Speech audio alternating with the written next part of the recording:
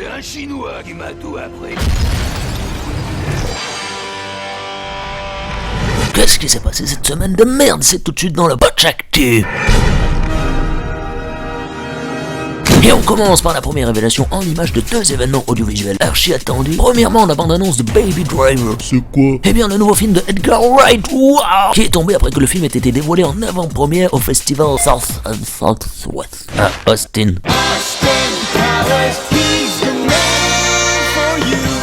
Et ça claque sa mère la pute comme on s'y attendait, un film de braquage et de course-poursuite en bagnole à la sauce Edgar Wright. À savoir le réalisateur de Scott Pilgrim vs. The World, mais aussi de la géniale Cornetto Trilogy, à laquelle nous avons d'ailleurs consacré une petite vidéo mashup que vous pouvez voir ici.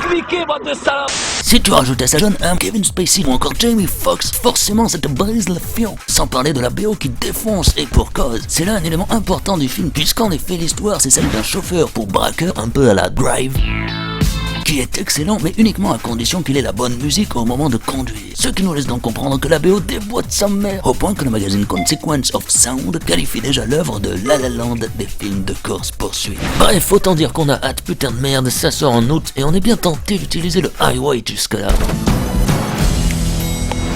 Autre grosse attente de l'année à s'être un peu dévoilée cette semaine niveau série cette fois. Plus belle la vie? Non. Derrick? Non, quand même pas aussi bien. Il s'agit de...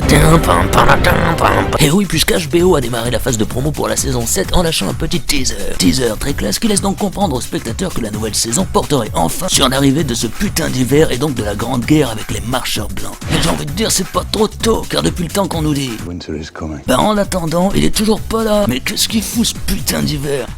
Ah, ça doit être lui. Ce premier teaser était également suivi par l'annonce de la date de diffusion de la série. Et pour l'occasion, HBO a un peu voulu se la péter. Ils ont donc décidé de faire l'annonce sous forme d'un jeu. Wow. En direct. Wow. Sur Facebook. Wow. Ouais bon, ta gueule toi.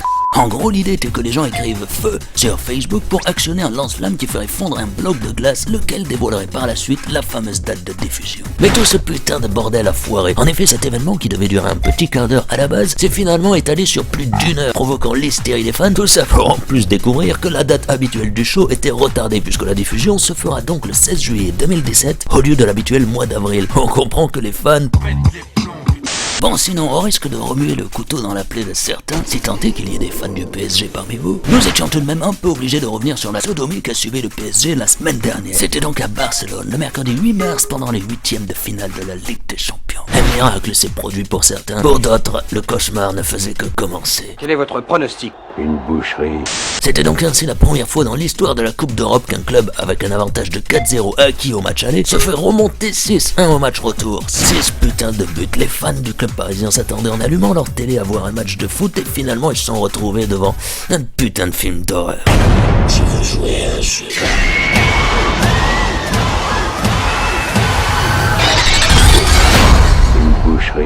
Autre film marquant de la soirée, le fait que Nicolas Sarkozy, grand fan notoire du PSG, était présent du coup dans les tribunes VIP du stade. Il aurait d'ailleurs même importuné d'un air chambreur les supporters barcelonais après le but de Cavani en gueulant à la Madrid, en référence au Real Madrid, club rival historique du Barça. Ce qui lui aurait donc valu d'être momentanément exfiltré par la sécurité le temps que les choses se calment. Une info que les équipes de Sarko se sont empressées de démentir, mais qui nous fait quand même bien marrer. Un bon résultat, c'est quand tu gagnes. Et maintenant, on vous emmène en Thaïlande pour une étrange découverte, une sorte de trésor.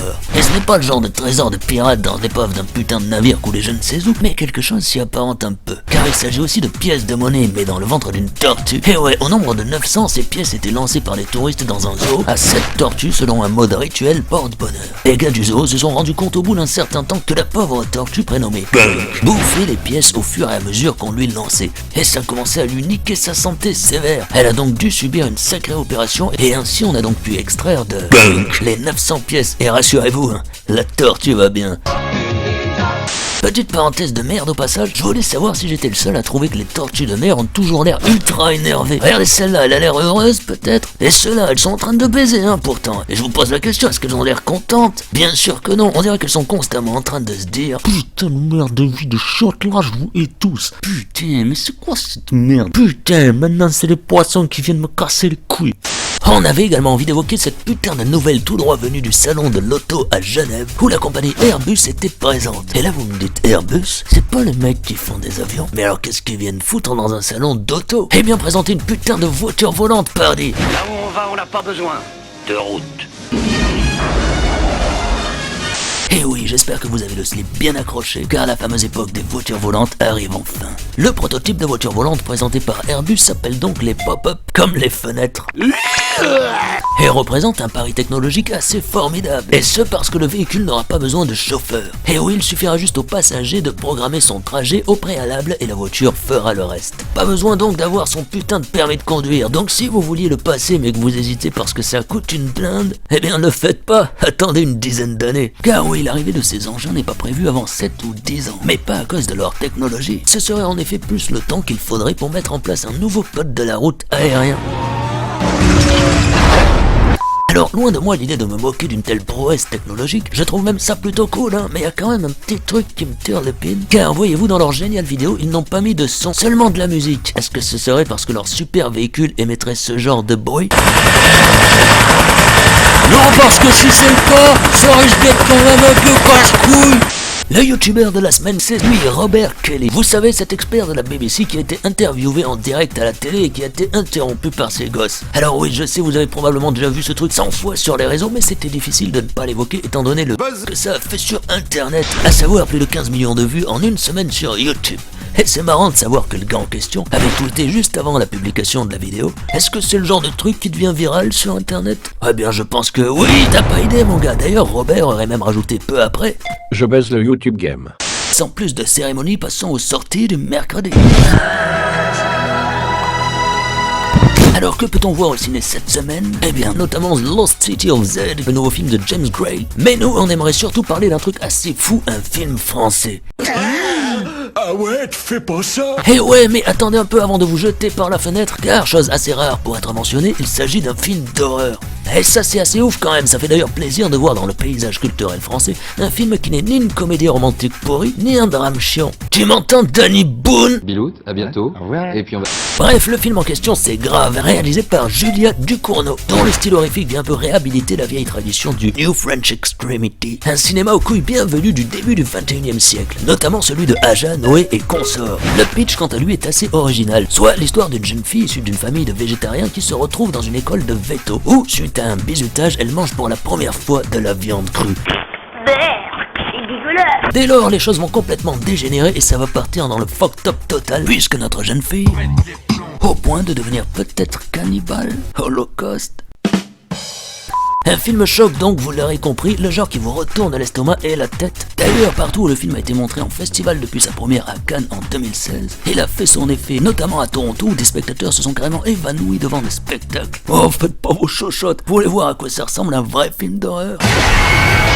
En même temps, il faut dire que traitant du thème particulièrement tabou du cannibalisme, Grave fait dans le gore pur jus et ne s'apparente donc pas à un épisode des frères Scott. Je suis en colère parce que tu ne m'as pas remercié d'être venu au magasin de disques, que tu as fait l'amour avec Félix dans mon lit et que tu as bouffé tous les brownies.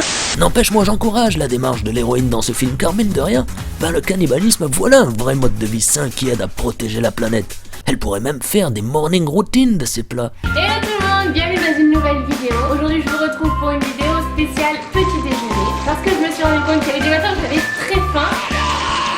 Allez, on termine avec l'actu de Botch qu'on retrouve juste après ce chien qui danse.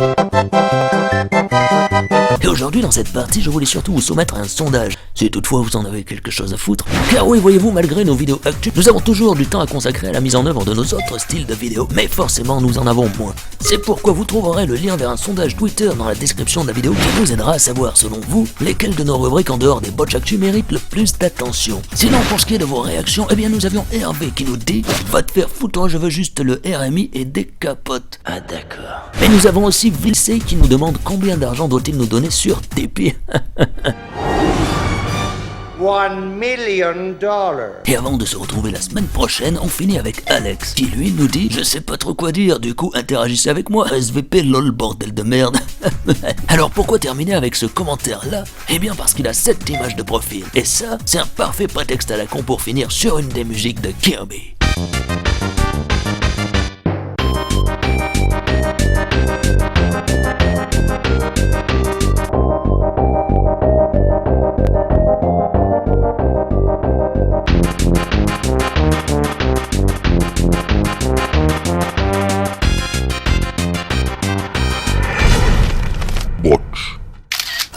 fantastic.